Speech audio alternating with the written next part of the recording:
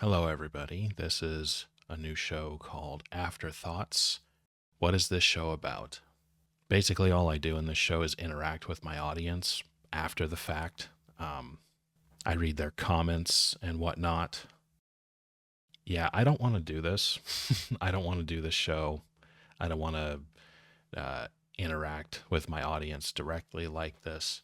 But at the same time, when you make content, the whole purpose of it is for it to be seen, for it to be consumed. And I feel like just ethically, if I don't interact with my audience, it does feel kind of wrong.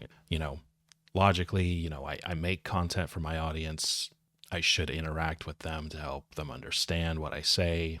And also, I'm going to use this show to add to things I've said before in previous videos where I might have missed something, might have forgotten something. So the title should tell you everything that you need to know. But like I said, I don't want to do this. The majority of the comments that I read are just irritating. They're usually pretty stupid, but I guess that's I guess that just comes with the work, doesn't it?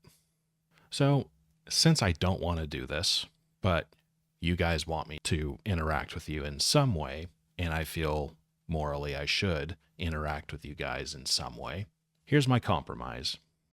If you want to get a future episode of Afterthoughts where I go over your comments, interact with you guys directly, it's going to cost you. And basically, it's going to cost you $10 times whatever episode number it's going to be. So, for example, if you want episode 2 of this, it's going to cost you $20. Episode 3 is going to cost you $30. That's the compromise. I do something I don't want to do so that you guys get something out of me that you want. I would rather just continue making the content that I want to make, but whatever. It's a compromise. So here we go. All right. So here is the first comment I'll read, and most of this is going to be from just one video, and it's going to be from my Ownership of People is Good video. And of course, because most people are stupid, they think the video was entirely about slavery. I made it obvious it wasn't entirely about slavery, but that's all people can pay attention to. That's all people can understand because people are simple, little too simple. Anyway, here we go. This comment from, however the fuck you want to pronounce that, Sparrett B.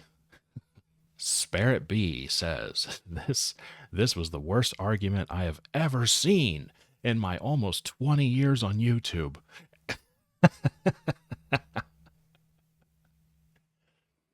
Okay, bro. Whatever you say. At no point did you use any real-world example to back up your argument besides, trust me, bro, at least we are not corporations. Your entire argument bases itself... Anyway, on the presumption that everyone that runs a plantation will work under the same mindset and cannot draw any correlation to the atrocities of slave owners during almost any time period throughout history. That was one hell of a run-on sentence, bro. You also fail to mention, as you claim to be a Christian, that slavery, with a capital S for some reason, was banned multiple times by the church. You can even take economics into the equation by pointing out the massive buyer vacuum of any consumer good that is completely removed from any economic entity with the use of slave labor. Dude, what the fuck is your thing for run-on sentences? I mean, I might do that when I'm, speaking without a script, but come on. If you're writing it down, that means you had some time to put your thoughts together, to articulate them properly. At no point did you make any form of coherent argument with statistics, facts, or examples beyond personal philosophy and assumption of a people with you were in the position, and assumption of a people you with you. Let me read that again. At no point did you make any form of coherent argument with statistics, facts, or examples beyond personal philosophy and assumption of a people you with you were in the position of. Sorry, I don't even know what you were trying to say there. Yeah, my mind is not that flexible. Like, dude, just what the fuck? Hey. This is simply a fetish post of how you would have done slavery better. Okay, bro.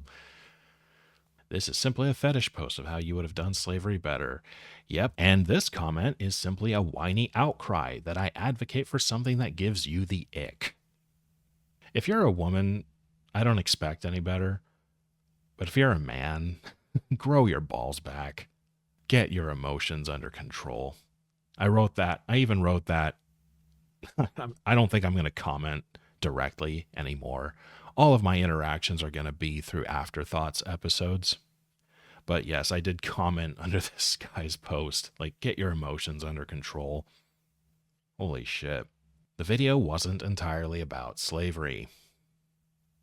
What else do I need to say? The point of the video is that ownership of human beings is unavoidable. We can't have a society where we don't, at least sometimes, maybe even on rare occasion, but it's more than never, always more than never, own other human beings. Just look at that fact alone and ask yourself why that is. What purpose does that serve? What function does that serve? And stop obsessing over slavery. Although it does cover that, stop obsessing over it and just think of the broader concept here. Can you do that? Can you put your little thinking cap on? Why is that? Owning human beings, owning anyone, owning anything is a form of responsibility. Authority is responsibility. They are one and the same. Did you miss that part or did you ignore it on purpose? Either way, you're a moron. And sure, slavery with capitalism is always wrong because capitalism itself is wrong. That doesn't mean slavery is wrong. When you and most dimwit Americans think of slavery, you're thinking of specifically American slavery during the age of capitalism. And I don't think you're capable of separating the two. You know, you really do sound like a feminist. You remind me of feminism. You remind me of this argument that feminists make about marriage. Oh, we should be rid of marriage because it's just prison for women. It's just oppression for women. That's all it is. It's always about fifis. Never think about the function of something. Just focus on your feelings, right? You may as well be a feminist when it comes to the subject of owning human beings. I don't care if the church, and I would actually love to know specifically what church you mean when you use that term. Which church? Rome? Well, anyway, I don't care if the church banned slavery once or 1,000 times. I don't care. Human organizations, even the church fathers specifically, are a lesser authority than the Bible, which is a lesser authority from God himself, who created the natural world that we ought to understand. We ought to look at the natural world and understand it to better understand him. There's hierarchy everywhere. And I literally mean everywhere in nature. But you think God's purpose for us is to be egalitarian? Huh? Or is it to be responsible for each other? Responsible for the earth and responsible for each other. Which one do you think it is? Anyway, I kind of got a little sidetracked there. It's not outlawed in the Bible. That's really the only argument I need to make. You can't even infer it from gathering verses up, because the Bible directly talks about slavery multiple times and never condemns it outright as a practice. It's not like they forgot to say that when they mentioned it. Whoopsie daisy. I talk about slavery sometimes, forgot to say, hey, just don't do it at all. You really think that's the case? That's retarded. If it was just plain wrong, it would have just been plain written as such. Dumbass. The Bible, and this is what I've come to realize just from logic and from observation of the natural order, the Bible doesn't condemn slavery outright because it's not inherently evil. Nor is owning human beings in general evil. What's evil is mistreatment, which I said in the video. Mistreatment. That's what's bad. And again, maybe you didn't even watch the whole thing. Probably not. But I already explained this in the video. What is it about owning human beings that says you cannot make laws, you cannot come up with rules of any kind that say mistreating your slaves, mistreating anyone you own in any way is bad, or illegal. You can't make laws that say don't mistreat them? Why not? This isn't complicated. You know, I wish I didn't have to repeat myself so much, but since fucking everybody is low IQ, I probably have to say everything 10 times before people finally hear it. What's evil is mistreatment, not ownership itself. I rest my case. So this next comment comes from what is apparently a furry couple, and it's the guy, or so they say, it's the guy talking to me. They said in other comments. I'm just going to read one because that's all I have the patience for. And this furry is commenting on the same video, the Owning Human Beings video. All right, this comment says, I find you really fascinating as a person, and I'm holding out hope that we can have a normal, rational conversation rather than an insult fest. Since you're making a point that can be addressed, I can finally try. So someone from the time period held a viewpoint typical of his people group. Monarchism was the dominant viewpoint in the 4th century AD. Does this mean all Orthodox Christians 1600 years later need to hold the same view? Also, people during that time period almost certainly saw the difference between institutionalized slavery and monarchism. We can know this because the relationship between a slave and master and a monarch and his people is fundamentally different. If you want to create the argument that morally or qualitatively speaking they're the same, then sure, but this simply isn't evidence for the premise that Orthodox Christian leadership was pro-slavery, let alone the question that contemporary Orthodox Christians do or should hold the same view. So someone from the time period held a viewpoint typical of his people group. Okay. The guy, okay, you're commenting on someone else's comment. Someone challenged me. I'll just show the comment here. Challenged me to give one example of a church father advocating for slavery. The guy asked for one example. I gave him one example. That's all I really need to say here to give a proper response. How did you miss that part? He asked for one example. I gave him one example. There you go. But I guess I'll just add more thoughts to this, I suppose. If you're a Christian, you should understand. And if you're not a Christian, you most likely won't understand. But faith is supposed to be timeless. Okay? This whole well, he came from a certain time period shtick is retarded. It's supposed to be timeless. We are supposed to gather and retain wisdom that is supposed to be timeless, eternal. On earth, in heaven, doesn't matter. Wisdom is wisdom. Wisdom is above time. It's what we're supposed to do. So again, if you're a Christian, you should understand this. If you're not, you probably never will. But in all theological understanding that we try to gain, we should see it through the lens of timelessness. Does this transcend all human bullshit? It should. So your whole but what about the time period that's completely fucking meaningless when it comes to theology, at least with Christianity. I can't speak for religions I don't belong to, but I think broadly speaking, it's supposed to be timeless no matter what. So your comment is just retarded. But I guess I'll continue. The relationship between a slave and a master is fundamentally different. Okay, how exactly? How are they fundamentally different? Okay, if a parent gives their child an order, they don't have a choice. If a king gives a subject an order, they don't have a choice. If a master gives his slave an order, they don't have a choice. Honestly, what exactly is the difference?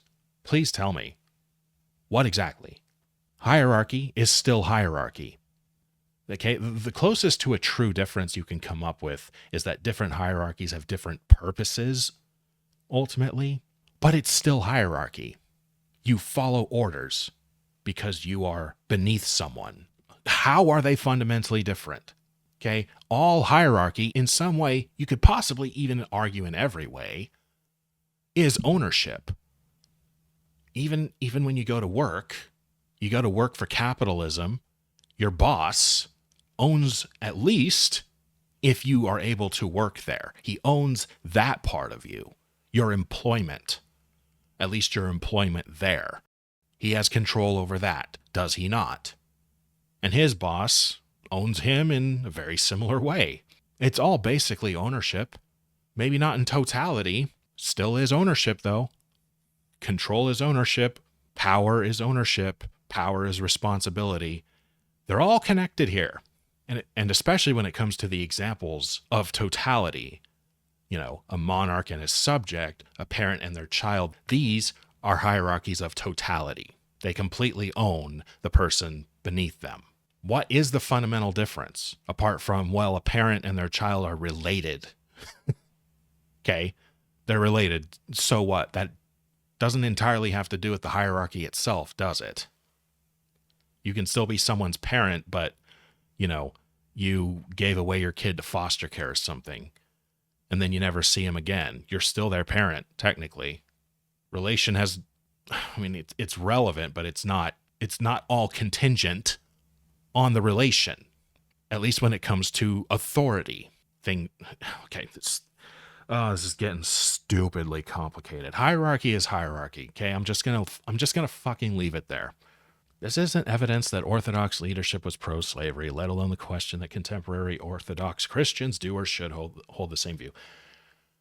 It doesn't matter how many people you get in a room or in a nation in a moment of time or across centuries. The fact still remains that human beings can still make mistakes, miss details, fail to see a solution, or even consciously choose to have blind spots.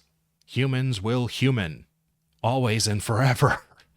You're trying to make this again about but the time period. Yeah, I'm sure it had an influence. Sure, but that's not the purpose, is it, of theology? I already covered this. Yes, humans will human, but that doesn't mean that you're right where you are in this period of time and they're wrong because that was 1600 years ago. You're just trying to justify your own arrogance. But we're in the 21st century. That means we're right. Says who? You? It's such a non-argument to talk about when someone said something. Is it true or not? Period. Okay, and even if I hadn't found that quote or any others, my position would not have shifted at all. We see human ownership all across the globe. Well, let me rewind a bit. I would be a bit disturbed by that because I lean Orthodox. Still not officially part of the church because I do have some issues with it, because it's a human organization, because they have beliefs that I think are just wrong, sometimes heretical, still closer to Jesus Christ himself than any other branch of Christianity. But point is, they're still human. All the patriarchs are still human. They can have blind spots, sure. And I was actually expecting that. I was actually surprised to find any quotes that either justify or endorse slavery. I was surprised. I wasn't expecting it. And it's simply because the patriarchs were and always will be human. Okay, don't take that too literally. They were human when they wrote what they wrote. But I'm thankful. I am thankful that there are examples from Orthodoxy that say, yeah, slavery is not only justified, it's good. Basil the Great, in that quote that I gave, said, chattel, which most people would consider, at least I think they would consider, to be a rather degrading word. He used the word chattel. So the way I see it is that one quote just opened the door to, yeah, maybe it's a good thing overall. It can be done wrong, but so can literally everything. Literally everything can be done wrong. Walking can be done wrong. Drinking water can be done wrong. Breathing can be done wrong. Anything can be done wrong. Anyway, what was I saying? But yeah, even if I hadn't found a single quote justifying or endorsing slavery from a church father, wouldn't have shifted my view at all. Because we see human ownership all across the globe, across all of time. Okay? There is some sort of unavoidability about it. At the very least, can we agree on that? There is something unavoidable about it, and there must be a reason it's unavoidable. Can we agree parents should have complete authority over their children? Or are you against that now because it's not very egalitarian? Where do you draw the line? I'm curious.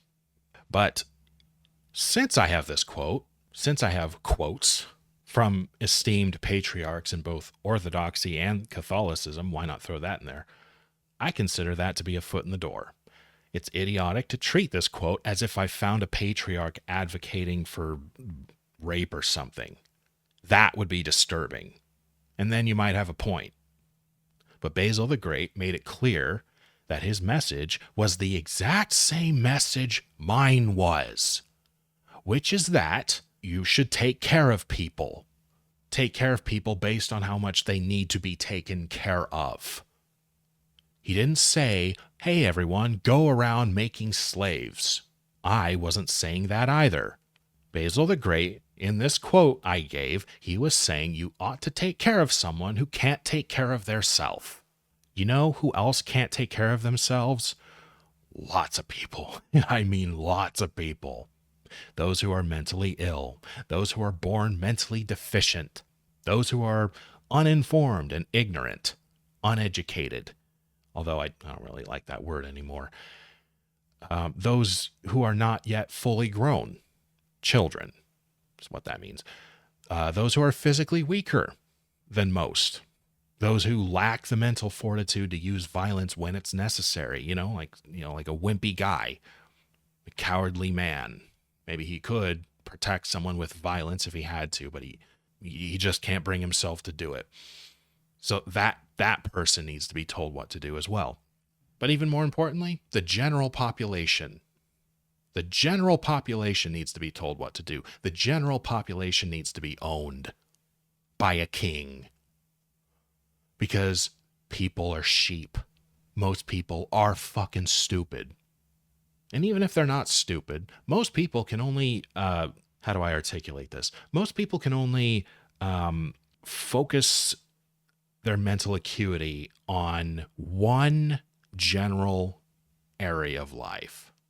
Basically, if you've been a fisherman all your life, you're probably not going to be all that great at being a scientist or something, But when it comes to populations, they need to be told what to do, whether they're stupid or not. But most people are stupid. But whether they're stupid or not, general populations need to be owned by a king. They need to be told what to do because he said so, because it's his job to focus on the bigger picture. So basically what I'm saying is most people, the vast majority of people, need to be owned. And I think if you're a monarchist, you have to believe in owning human beings. You have to believe it. Or else what the hell is a king? If you don't believe, if you call yourself a monarchist and you don't believe human beings ought to be owned, then you just believe in a president for life or some shit. Not a king. Oh, I thought of another one. Prisoners. Prisoners ought to be owned. Prisoners ought to be enslaved. And that's for a multitude of reasons. I'm sure you can think of a few. Well, maybe not. I give you too much credit. But Basil the Great's quote, his message in his quote here, and my message from the video, they're exactly the same. It's about taking care of people. It's about being responsible for people who can't take care of themselves. And to some degree, the vast majority of people need that. Yeah, you're just the comments on this video just amaze me. I would bet money I really would bet money most of the people who commented on this video commented before watching the whole thing and probably shut it off right after they commented. Most likely. All right, let's wrap this up. Let's read a positive comment, shall we? Man, I appreciate what you do. This video is nicely made and well narrated. Oh, really? I don't really consider myself a good narrator, but I'm glad you do.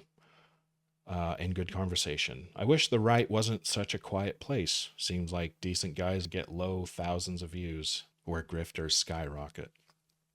Yeah, grifters, that's why they skyrocket.